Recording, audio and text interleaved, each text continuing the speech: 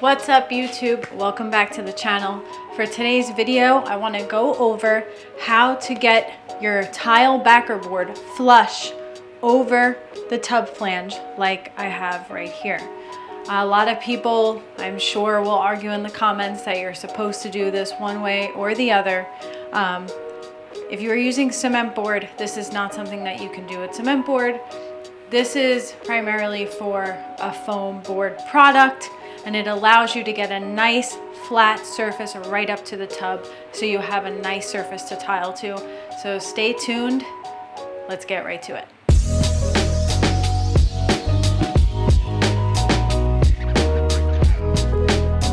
We filleted out the little channel, so you can see right here, that's the flange. If we would have just put a board over it, you can see how it won't sit flush. Like we're gonna have like a skirt at the bottom essentially. All right guys, so before we get started, don't forget to subscribe, drop a like, drop a comment, send this to your friends, show the support. Chris and I really appreciate everybody. So a few things.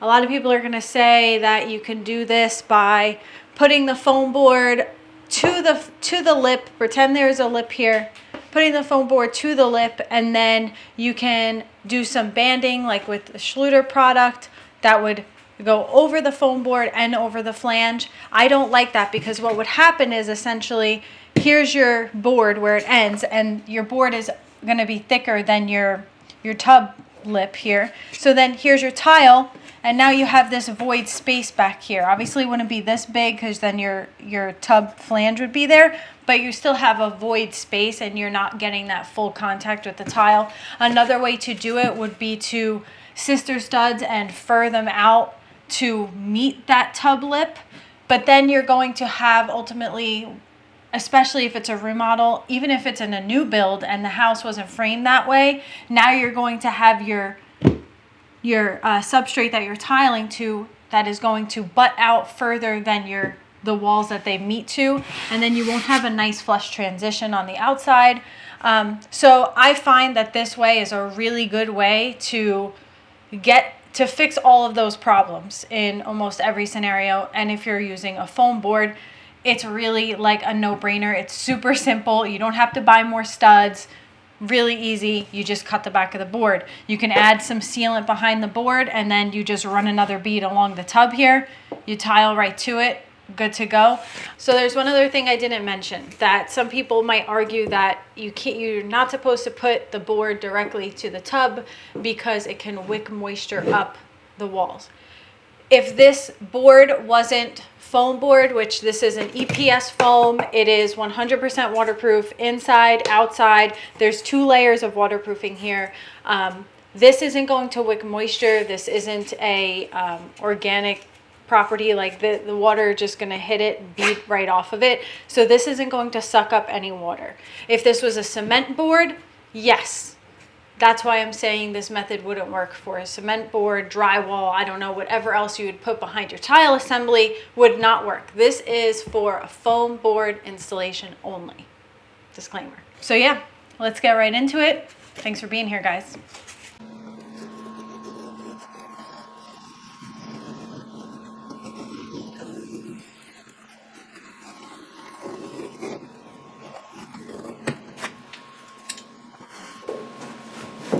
Now I'm just going to take my knife and I'm going to fillet it like here, right?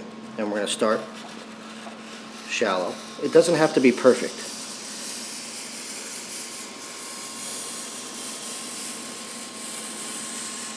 All right, you're probably going to have to go through and do it a couple times because you want to get the blade about that deep. So I need this tool, this type of blade really helps for this kind of stuff, because we want it to be about this deep.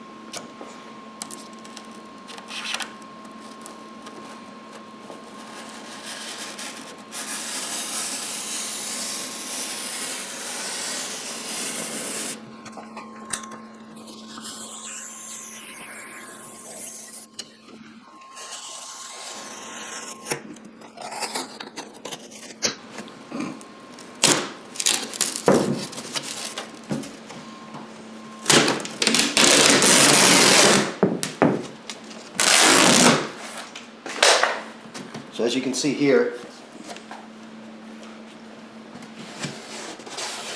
it's good, but my blade didn't go deep enough. So you just got to keep going until you get it, that's all. So now I'm just going to go a little bit more here. And you can see the board is still like rigid over here where we cut away half the foam, so. And this should come out pretty easily. You can go a little bit more if you really want to like.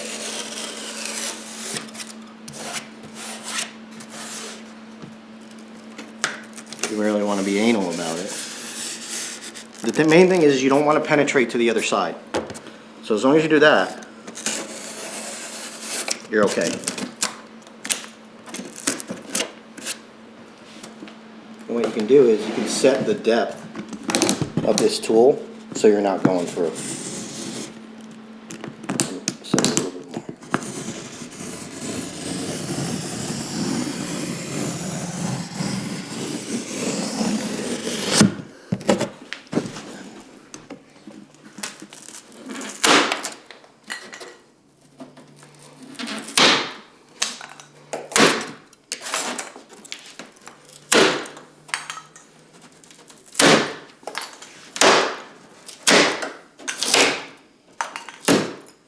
And now we're just going to clean it up the same way.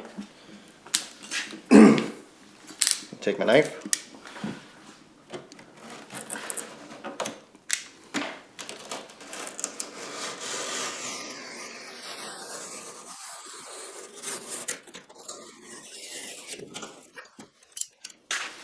Come through again.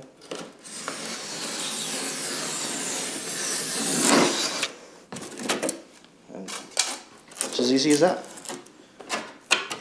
Clean it up, make it nice. Doesn't have to be perfect, but I'm just making it like this to show you what it should look like. And you can see here, the thickness is going to be more than the flange that we're going to be sliding this into, so everything should sit down nice and flush. And that's it. All right, so we got our board in. We measured from left to right. We filleted out the little channel. So you can see right here, that's the flange. And now it can just fit in nice and it's flat and flush. And we're gonna do that all the way around. What we'll do before we secure the board in is probably put some sealant along the flange, put the board on, and then it will be nice and secure. And then we're gonna run another bead along the bottom here. I know it's not an official approved method by this manufacturer, but We're gonna do it anyway. it's a cheat code. So, And also don't forget, you gotta notch out space in the board for your flange. So basically, after we filleted it and we measured it, we brought it in here, we sat it on top and we marked it.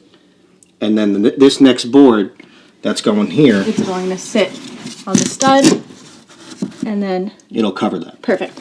And then, like, we're gonna put sealant here, bam, good to go. And you'll see all of those steps. And then you basically have a full waterproof system. It's awesome. So, okay, so the next step is to apply some of the Hydroband sealant to the flange. We want to do that so that that little fillet that we made gets adhered really nice to the flange. So it's important to note that the Hydroband sealant is 100% waterproof. So it, in addition to making a waterproof seal along the flange, it also will act as a glue, if you will, to hold it in place. I need to take a break.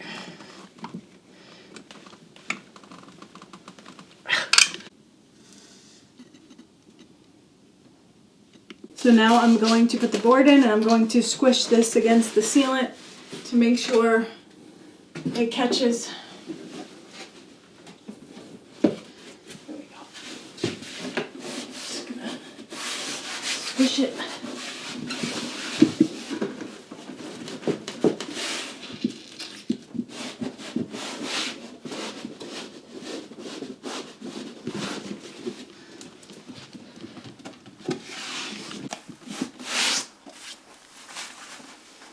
next things next is to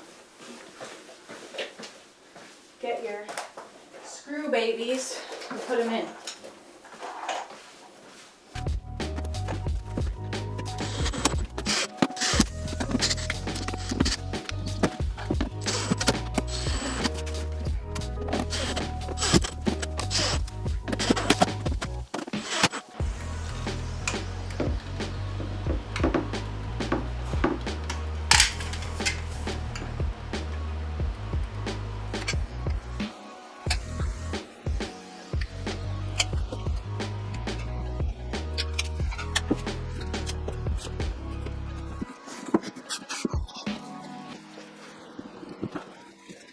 All right, so the next step, like I mentioned before, we have to run a bead across the bottom of the tub where the board meets the actual tub. And then that will 100% seal us off and make us waterproof.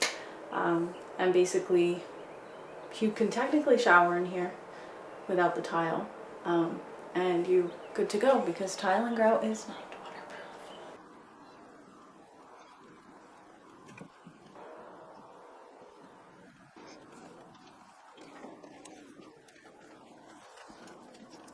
All right, so just to recap on what we did here, Chris made all the cuts. You saw me install it.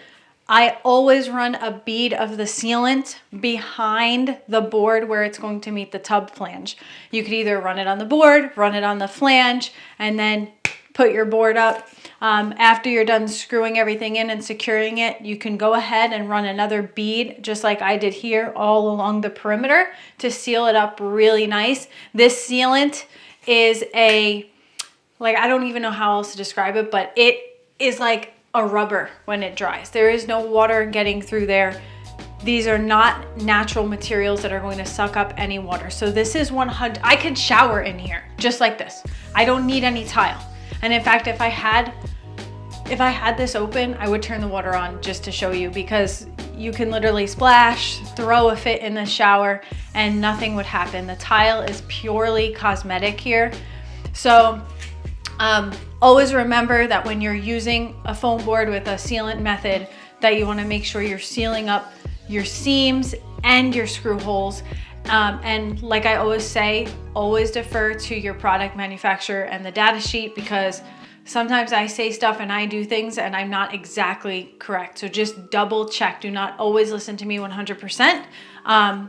The manufacturer isn't going to tell you to do this. This is something that I do. I don't know if they warranty it. So just always double check with your rep and your manufacturer. Do not listen to me blindly. This is just something I like to do on my projects to get past this scenario. So yeah, as always, thank you guys for watching. Really appreciate the support. Don't forget to subscribe and drop a comment and like this video. Me and Chris really appreciate you. See you guys on the next one.